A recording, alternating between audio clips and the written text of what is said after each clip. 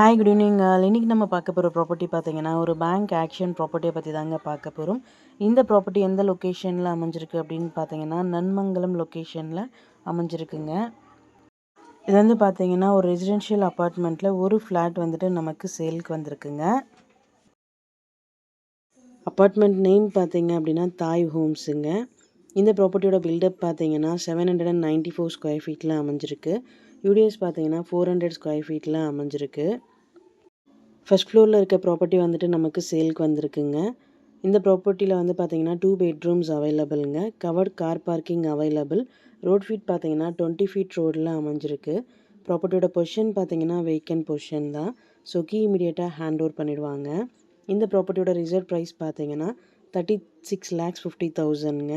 EMD date பார்த்தீங்கன்னா 12th November 2025. Action date பார்த்தீங்கன்னா 14th November 2025.